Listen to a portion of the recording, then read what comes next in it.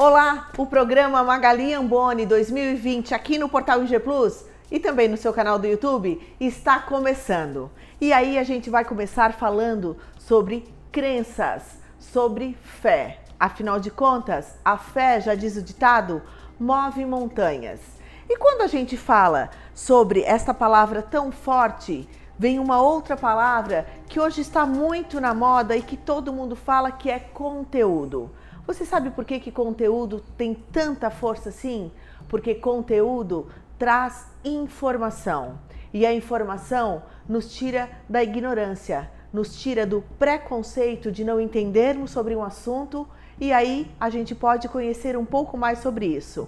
Então, vem comigo, porque hoje o nosso programa vai falar sobre religião com ele, Douté Cícero Araújo, diretamente do Rio de Janeiro, que vem para bater um papo e principalmente para esclarecer quando se fala de religião. Tudo bem, meu querido? Tudo bom, Magali. Uma boa tarde a todos. É um prazer enorme estar aí conversando e dialogando sobre tantas intolerâncias religiosas, preconceitos e falta de cultura que existe sobre denominadas situações. Quem é Cícero Araújo? Douté Cícero Araújo, mais conhecido como Ronon Cícero Araújo, é um sacerdote da religião de cultura Jeje-Marim, no Brasil, outorgado e representante do presidente e rei do culto mundial Vodun Tron, da Vila Histórica do Benin, patrimônio mundial das Nações Unidas, mas um sacerdote que tem um amplo conhecimento sobre muitas denominadas religiões e culturas e suas essências a níveis regionais no Brasil. Pertenço a casas tradicionais. Douté Cícero é filho de Gutenberg de Possu, sou neto de Luiz de Jagum, sou bisneto de Zezinho da Boa Viagem e tataraneto de Tata Famutinho. Uma pessoa muito conceituada sobre hierarquia e cultura espiritual, dentro da hegemonia do candomblé brasileiro. Só salientando que o candomblé é uma cultura brasileira e não uma cultura africana, certo? Em África a gente tem festivais e no Brasil nós temos culturas regionais. Antes de a gente continuar com tudo isso, assiste um pouquinho de um vídeo super especial que foi parar lá na ONU e veio direto para o programa Magali Amboni para vocês entenderem quem é esse sacerdote que está na nossa frente.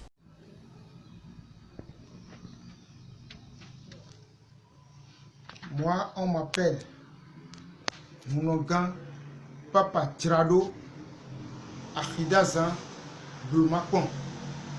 Je suis le chef suprême du Vodun Tron, Puerto Rica à Lafia. Et grand responsable des Vodun endogènes du Dahomey, plus précisément le Bénin, tels que le Vodun Sagbata, le Vodun Dan, le Vodun Gou, le Vodun Rabiosu, le Vodun Roho, le Vodun Tolegba, que j'en cite quelques-uns. Bien, moi qui suis ici, j'ai nommé Monsieur Cícero Araújo, qui sera mon représentant au Brésil. Sur ce, je veux que le gouvernement brésilien accepte m'envoyer une invitation pour que j'arrive au Brésil avec une délégation pour prier sur mon cher beau pays Brésil, pour que la paix règne, pour que les fils, les Brésiliens trouvent à manger, trouvent du job, et la santé, succès, prospérité, longévité. Je prie aussi pour leur gouvernement. Je prie aussi pour les grands dignitaires, les Vodunons qui sont au Brésil, que la paix, la bénédiction de tous nos Vodun soit sur eux, fait sur eux. Je prie aussi pour mes chers compatriotes béninois Vodunons, avec qui on travaille ensemble. Je prie aussi pour mon fidèle Cicero Araújo, il est la paix, succès, prospérité. S'il prie, il faut que tous les vaudous que nous adorons acceptent ces prières, exaucent ces prières. Sur ce, je les remercie. Je remercie aussi le gouvernement brésilien pour qu'il m'accorde mon invitation au Brésil. Merci, merci, merci. Alafia, alafia, alafia. Doutor Cícero, me fala uma coisa. Quando Diga. a gente fala de religião, nós estamos falando de uma religião que tem mais de 2000 anos. E um tempo muito grande acaba se perdendo informações, se alterando informações. De onde vem a religião do Doutor Cícero? Como é que funciona tudo isso? Então, existe um paradoxo de conceito que tem uma amplitude em vários segmentos religiosos, certo? Tá. Isso a nível cultural, digamos assim, desde o Antigo Egito, como a cultura que se tem hoje, popularmente falando, a nível afrocultural brasileira. Por que afrocultural, afrodescendente? Porque descendemos de religiosidade, de situações vindas de África, dentro da cultura que eu precedo, certo? Certo. Nós temos hoje no Brasil culturas como a Umbanda, como a Quimbanda, como a Angola e o Candomblé, sendo que o Candomblé é dividido sobre suas raízes, suas matrizes, assim chamado.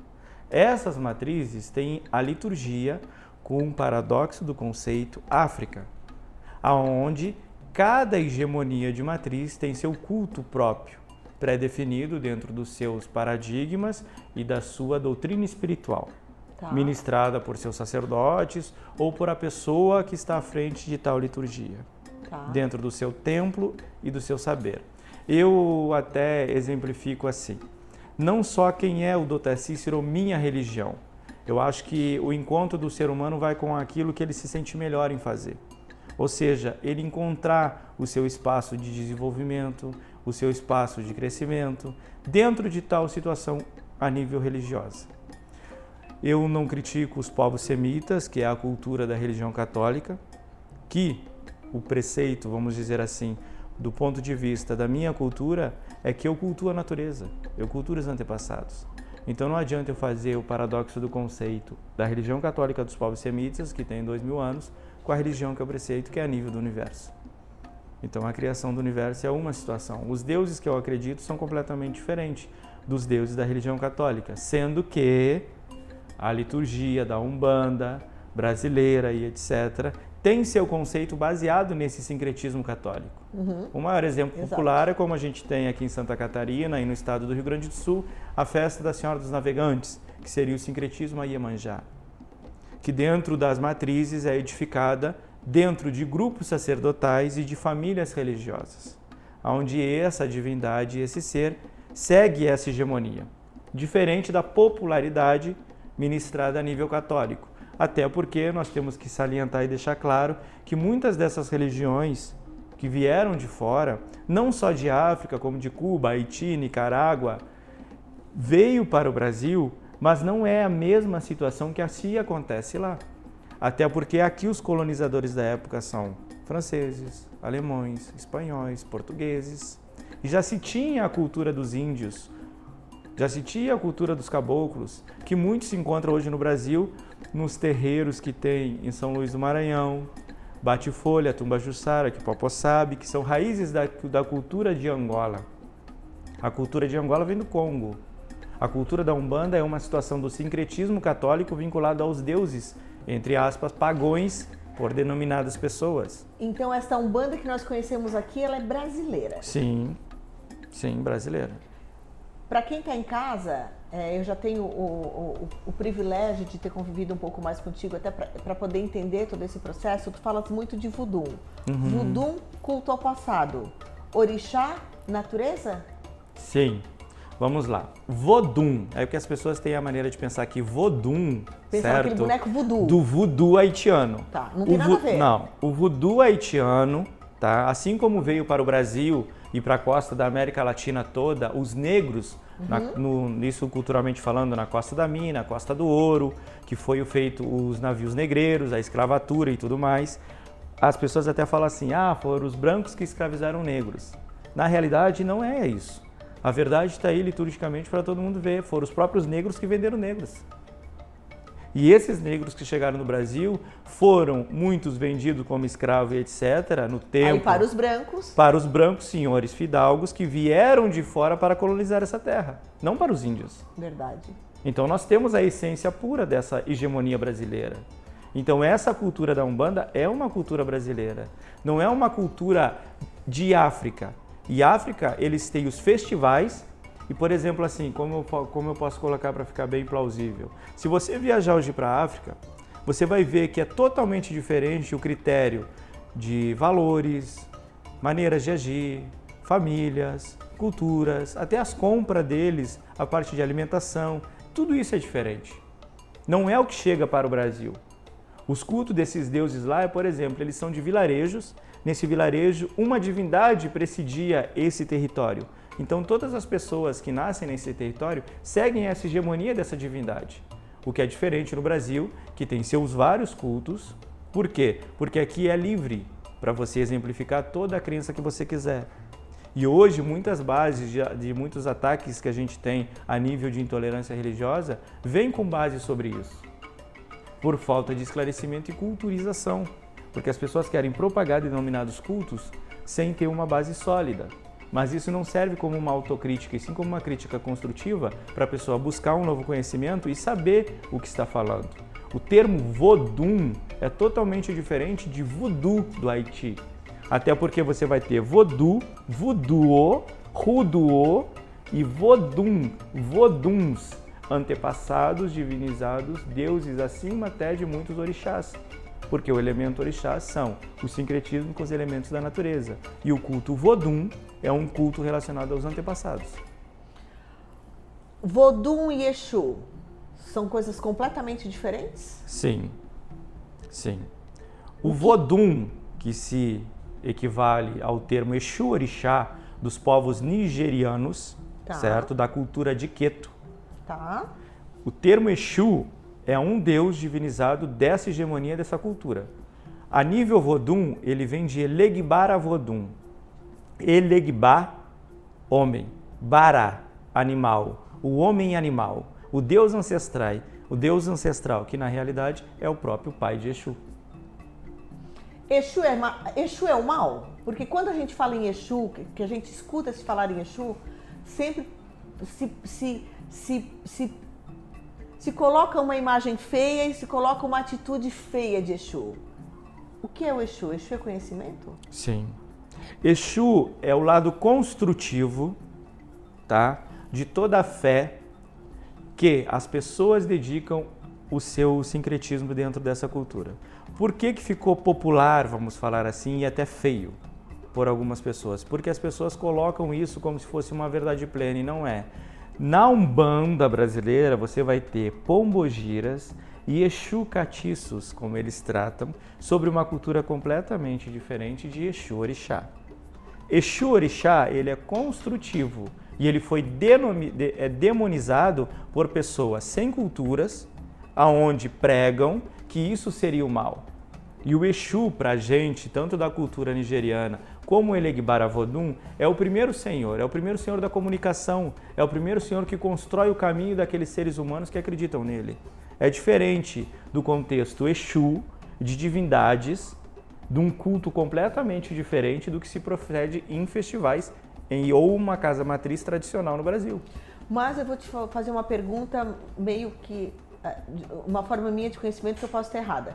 Quando a gente fala até do Exu aqui na Umbanda, e eu sei disso porque o meu irmão é umbandista, eles falam muito do Exu como essa divindade que é do bem, que ela vem para resgatar, para limpar o mal, para abrir caminhos. Eles também se colocam perante Exu como uma coisa positiva. Sim, sim. Eu particularmente falei assim, generalizando no aspecto todo, porque fica vulgar algumas colocações que as pessoas colocam nesses termos, porque elas demoniam a palavra Exu. Exatamente. E Exu não é um demônio. E aí a gente vem lá do catolicismo de séculos atrás, que daí queimavam as bruxas, e aí vem toda essa distorção. Sim. Né, de outras religiões, de outros... Até porque no próprio catolicismo tem outras hegemonias de culturas, tanto na Suíça como na Itália, de cultos relativos como o que se propaga no Brasil.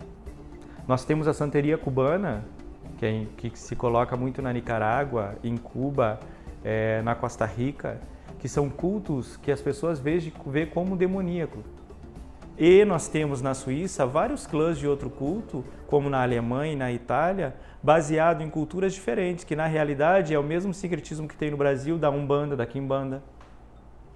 A Angola já é uma cultura Angola tradicional, que vem do povo Congo e Banto, aonde eles já louvam orixás a nível de inquices, completamente diferente da cultura da Umbanda. O que são inquices? Inquices são orixás, denominado dentro de suas liturgias, vindo do Congo e do povo Banto, de Angola e Moçambique. Quando tu fala de inquices, eu vou falar sobre Bessem. É que daí nós estamos falando na língua original, é isso? Certo. São os nomes originais, é isso? Uhum. Quem é Bessem? Sim, mas aí a gente tem que ter um contexto, por exemplo, assim, vamos lá. Explica. A nível Vodum, você vai ter uma série de graus de divindades. Tá. A nível Orixá, outro, e a nível de Inquices, outros. Tá. O Bessem a nível Vodum é um Vodum, que vai ser conceituado dentro da liturgia do povo queto e nigeriano como Oxumaré, e do povo de Angola como Angorô. Tá. Essa divindade vai ter os seus contextos e a sua liturgia dentro do seu segmento cultural, dentro dessa raiz. Não quer dizer que seja a mesma colocação. Entendi. Então há diferenças. A diferença de energia, a diferença de iniciações, a diferença de orôs, a diferença de qualidades, a diferença de caminho. Muitas pessoas procuram Ifá porque Ifá é o senhor da sabedoria, é o senhor do destino. Essa é a diferença de você conseguir chegar na verdade plena do contexto que você está exemplificando para as pessoas que chegam até a sua porta. Existem muitas pessoas que buscam ajuda? Sim, existe. As pessoas estão cada vez mais necessitando dessa ajuda? Sim. Só que, por exemplo, muitas pessoas procuram casas de axé, templos, terreiros, cuê, rumpame, sejá, ilês, baseado, digamos assim, na falta daquilo que elas mesmas convivem e passam digamos assim, no caminho de vida, certo? Muitas pessoas vêm até a casa de santo e pensam assim: eu tenho que estar aqui e vou fazer certa situação e pagar por essa situação para que isso seja resolvido em 24 horas.